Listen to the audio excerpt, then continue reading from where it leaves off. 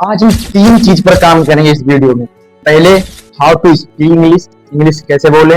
How to generate thought, thought को कैसे generate करें अपने माइंड में।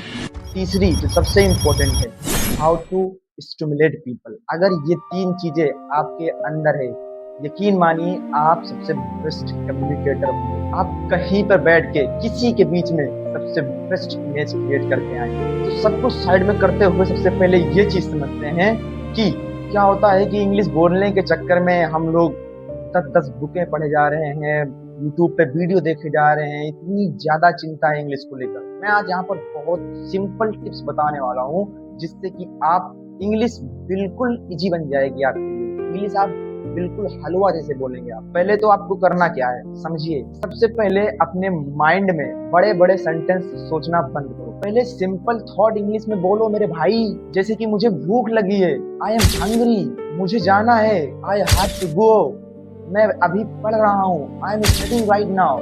पहले आप छोटे छोटे सेंटेंस पर काम करिए तो आप हैवी सेंटेंस सोचिएगा, फिर उसके बाद में आप बड़े बड़े सेंटेंस क्रिएट करिएगा अपने माइंड में। इससे क्या होगा, आपकी हैबिट बन जाएगी एक इंग्लिश बोलने के लिए। स्पीक व्हाट यू सी, जो आपके सामने है उसको डिस्क्राइब करो। Try to describe the thing what is in front of you. अगर आप एक रूम में बैठे हैं तो आप रूम में बैठ के प्रैक्टिस करिए। That I am in my room, this is my laptop, this is mobile, this is my chair, I am watching a video, I am sitting on a chair. Talk to yourself. रोज अपने आप से बातें करो। लोग कहते हैं मेरे पास पार्टनर नहीं है, मैं कहाँ पे प्रैक्टिस करूँ।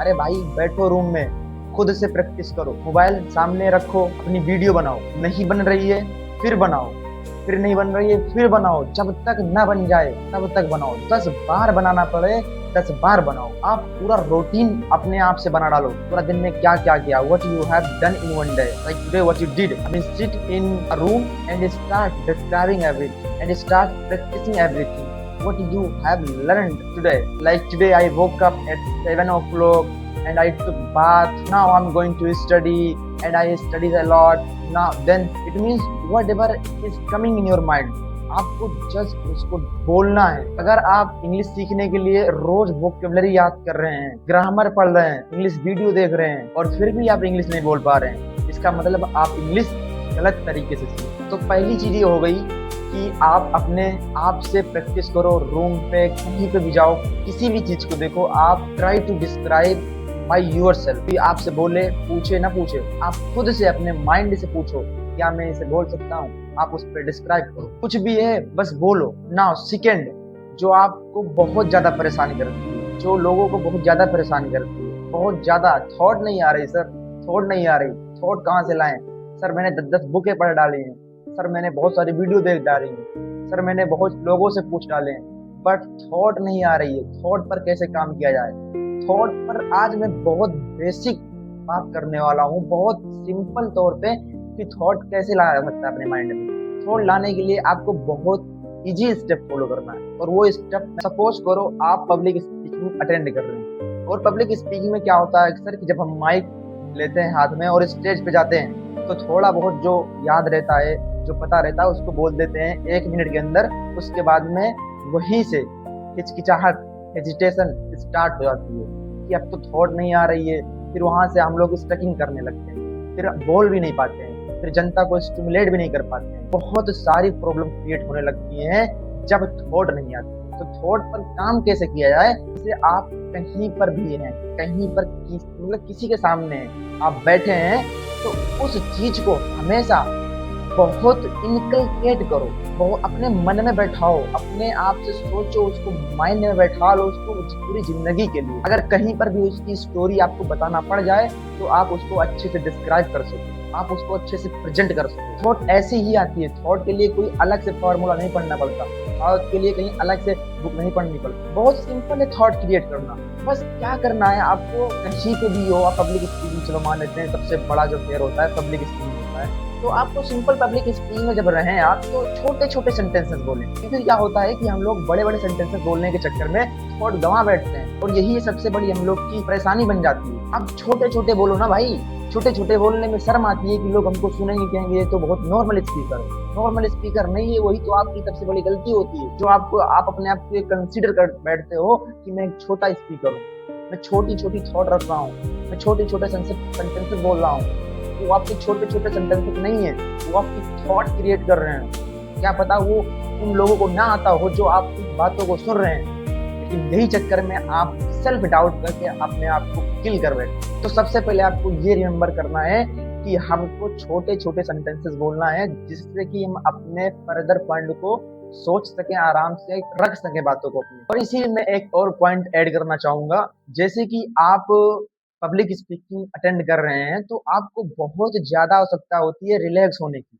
आप जितना रिलैक्स रहेंगे, उतना अपने पॉइंट को रख पाएँगे। जितना आप रिलैक्स रहेंगे, उतना अपनी बातों को कह पाएँगे। जितना आप रिलैक्स रहेंगे, उतना अपनी बातों को लोगों तक मैसेज दे पाएँगे।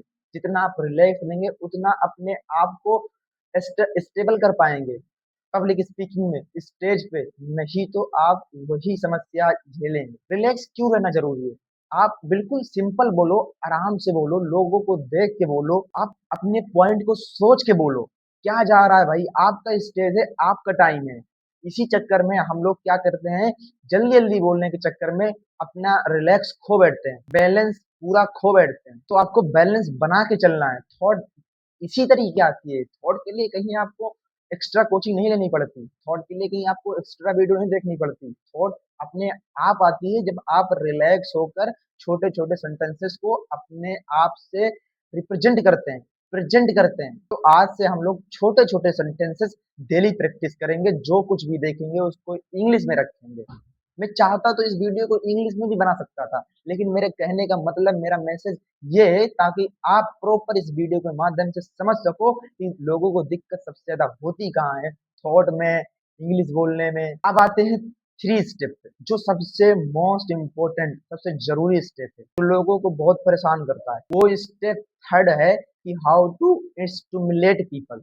लोगों के अंदर इंटरेस्ट कैसे जनरेट करें। लोगों में इंटरेस्ट पैदा करने के लिए आपको सिंपल क्या करना है, जैसे कि आप पब्लिक स्पीकिंग अटेंड कर लें मान लीजिए, या फिर आप कहीं ग्रुप में बैठकर बातें कर रहे हैं, तो आपको क्या करना है कि जब आप बातें करें ना, तो उसमें आप अपने आप से बातें करें। मतलब जब आप पब्लिक स्पीकिंग मान लो कर रहे हैं आप, तो आप उसमें जब कोई भी सेंटेंस बोलो, उसको आप इतने आराम से बोलो, इतना एन्जॉय करके बोलो, हर एक वर्ड को फ़ील करके बोलो, जहाँ पे जैसा वर्ड हो उसको उसी मीडियम से आप उसको फ्लक्चुएट करो। Like some of the word ऐसे होते हैं कि आपको उसपे बहुत हाई पिच करना पड़ता है, और कुछ ऐसे वर्ड होते हैं जिसको आपको बहुत डाउन करना पड़ता है।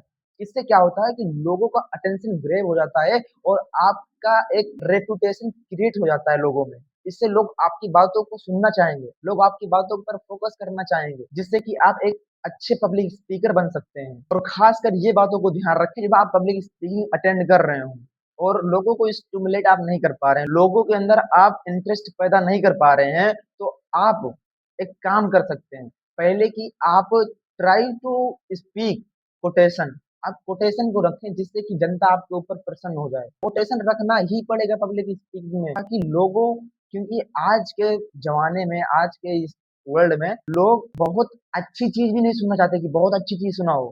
तो आप पहले तो अपना कोटेशन रख दो, जिससे कि लोगों का अटेंशन आप खींच सको। उसके बाद में आप उस पॉइंट को रखो जिस पॉइंट पे आपको बोलना है। बहुत स्लोली आप काम करो, बहुत स्लोली बोलो, जिससे कि आप फर्दर पॉइंट और आराम से बोलो, और जिससे कि आप रिलैक्स भी हो सको। आराम से बोलोगे तो रिलैक्स हो पाओगे, जो रिलैक्स हो पाओगे अपनी बातों को अच्छे से रख पाओगे, जो अच्छे अपनी बातों को अच्छे से रख पाओगे तो लोग आपकी बातों को सुनेंगे। और आपका मकसद सिर्फ सुनना नहीं होना चाहिए, लोगों को सुनाना नहीं होना चाहिए। आपका मकसद होना चाहिए कि आपकी बातों को लोग फॉलो करें, क्योंकि एक बेस्ट पब्लिक स्पीकर वही होता है और वही बन पाता है जो अपनी बातों को रखने के बाद लोग उसकी बातों को फॉलो करें, जिससे कि लोग इंस्पायर हो सकें। उस स्पीच से जो आप स्पीच लोगों को देकर आए, तो आप एक सबसे ग्रेट एंड अच्छे पब्लिक स्पीकर बन पाएंगे। आई होप कि इस वीडियो के माध्यम से आपको बहुत कुछ सीखने को मिला होगा। अगर आपको ये वीडियो पसंद आई हो तो लाइक कर दें और एक सब्सक्राइब कर दें। आगे फिर मैं एक वीडियो बनाऊंगा, आप बताइएगा किस टॉपिक पे वीडियो बनाना है।